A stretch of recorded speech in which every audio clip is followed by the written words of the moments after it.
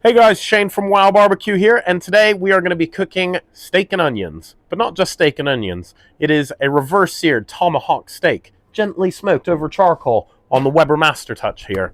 It is one of my favorite ways to cook most meats, but when you cook a tomahawk this way, it is next level. I've never had anything as good in a restaurant. And the way we're going to start is go ahead with our chimney starter here. I've got it 3/4 of the way full, tiny bit more than half full. And I'm going to get a fire lighter, pop that under our chimney starter, and get that lit before we crack on with everything else.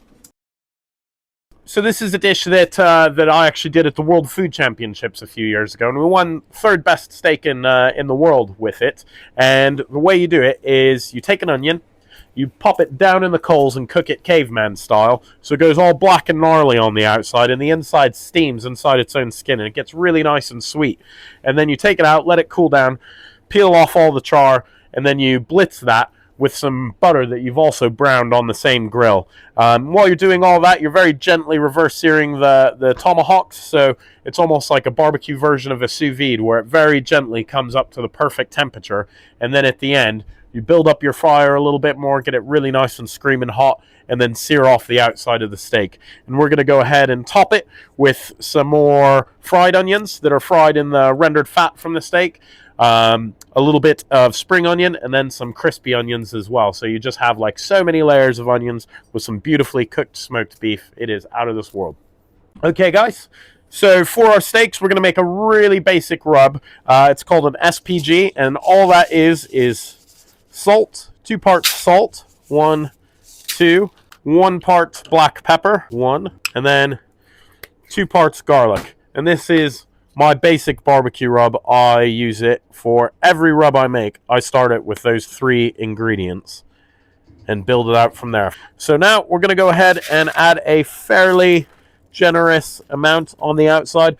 Don't be shy, because these are sea salt flakes. They're not really going to absorb in and make the steak too salty like it would if we were using table salt. And I'm not going to trim these steaks up too much, because we want all this fat to help protect the eyes of meat and render out a little bit, and it gets such a fantastic flavor and takes that wood smoke flavor brilliantly. Anything that comes off onto the board, use it to season up the sides of your steaks. And if you are thinking this is a bit too much seasoning, look how thick that is. And imagine when you slice it, you're only getting like a little ring of seasoning around the whole of the steak. So really, don't be shy with going heavy on the rub. Alright, and next we're going to go ahead and get our butter into our tray. There's a tiny little bit of the rub in there, that's fine, we just use that for a little bit of seasoning. And this we're going to go ahead and brown the same time as our onion and steak cooking as well. So for those of you who haven't heard of brown butter before, basically butter is milk fat, and there's also trace amounts of milk water, or essentially skim milk itself, mixed in with the fat. And when you brown it, all those little milk solids inside, they start to toast and caramelize, and it gives it a really nice biscuity flavor. And it's much richer, and it works fantastically with beef. So that's why we're browning it. You don't have to take this step. You could just use regular butter, but that's when it kind of becomes a little bit more sickly tasting, because it's very recognizable as butter instead of that sweet sort of toasted biscuit flavor that we're going to get by browning it. So our charcoal, you can see the flames are coming up, dump out. So I'm just going to dump it straight into those baskets. And chuck my onion right in there. Pop our cooking grate in. And we'll go ahead and get our butter sort of near the coals, but not directly over the top. So I've got it just behind them at the back of the grill there. And we'll go ahead and pop the lid down. Always with the air vent the opposite side to the coals, otherwise you get kind of a wind tunnel on one side of the grill and the coals will burn out a lot quicker, whereas this way airflow goes into the bottom of the grill, drawn up to the fire, and then out across the other side of the grill that way. So our steak's been on for about 30 minutes now. Our charcoal started to die out a little bit because we're mostly using lump wood, but our steaks are pretty spot on. Let's go ahead and check the temperature on them, and they could do with a little bit longer. I want to ideally get them up to about 50. It's still climbing a bit. 47, 48 right now.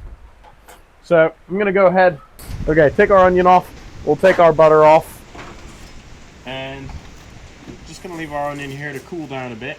And because this isn't quite hot enough to sear properly, I'm going to go ahead and top up our charcoal with some some fresh lump wood.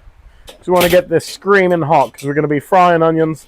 We're going to be searing steak. We need a lot of heat in here. We'll leave the lid open so the oxygen flow will help that lump wood catch light quicker. And while that is doing its thing, let's go ahead and make our ember onion butter.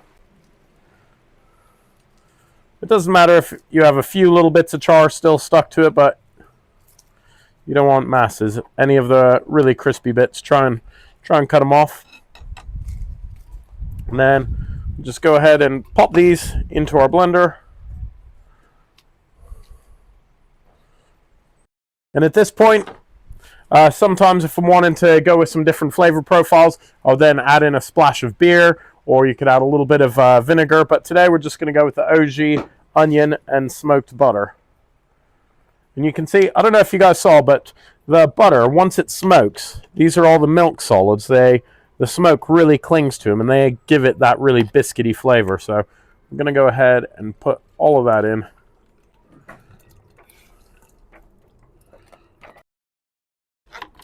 And screw the lid on.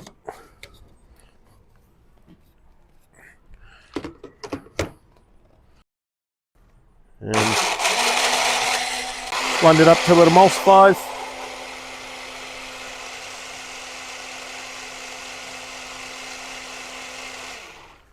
And that's good. So I'm going to leave it in there because as it cools, it can kind of separate again. And before we pour it on the plate, we'll just give it another few whizzes. Okay, so now I've start to get some heat kicking out of these this fresh charcoal. I'm going to go ahead and add a griddle pan to it, which, yeah, is over here.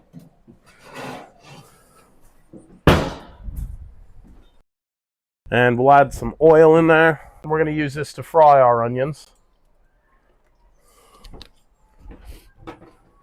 because there's a lot of onion in this dish.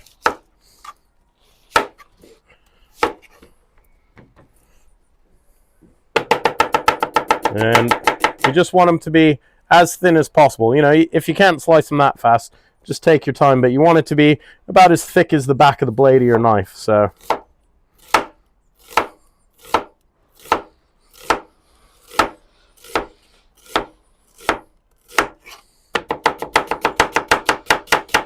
break it up a little bit. And then once our oil is nice and hot, we're just going to fry it off in that pan.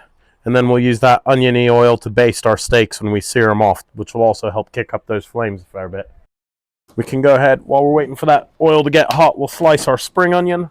So let's go ahead and, this looks nice and hot. You can see the oil starting to smoke, so we'll do the test. Yeah, that's what you want. This is basically about giving us some nice fried onions to top our steak with, but it's also going to flavor the oil. And we're going to use that to baste our steak while it cooks. Make sure and stir them up. That way it helps get a lot of the water out of them while they fry, so they don't just steam. All right, you can see they're just starting to go here. Just about ready. Oh yeah, I almost forgot one last trick. Before we take it out, we want to add in a little bit of thyme. It's going to start popping and infuse that oil with some thyme. Okay.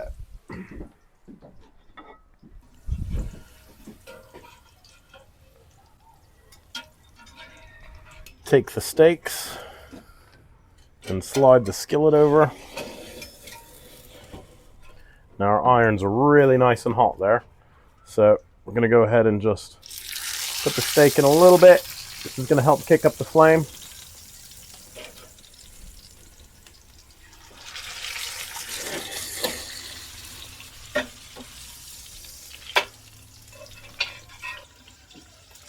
So this is the searing part on our reverse sear. So we got a really nice high heat, and we're building up that caramelization now, so we're getting those great bar marks.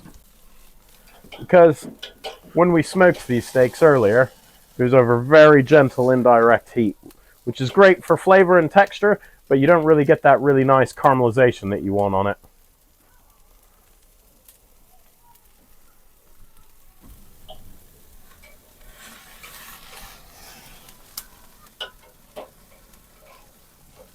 Right, that's ready to come off.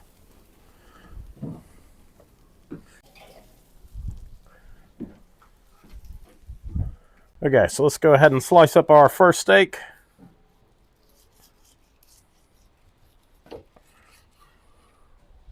So there's two ways you can slice it. You can kind of go straight up and down like this, and it gives you these really small little slices, or you can do the way I like to do it and put your knife on an angle like so and drag it through, and it makes your slices look much bigger.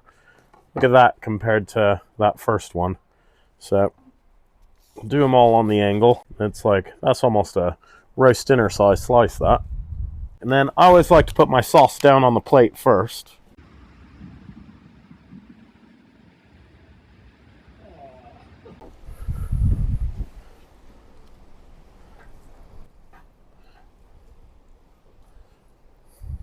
Okay, so we're going to leave it like this so everyone can snack on that one first. I'm going to go ahead and add all my garnish now.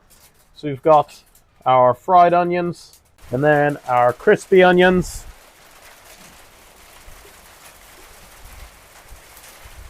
and then lastly our fresh chopped spring onions. And there we have our Ember Onion Butter Sauce with fried onions, crispy onions, spring onions, and the reverse seared Tomahawk Steak. Absolutely delicious. I'm going to go ahead and pick the smallest piece here. Make sure and get a good amount of that sauce in there. And want all of the onions on top.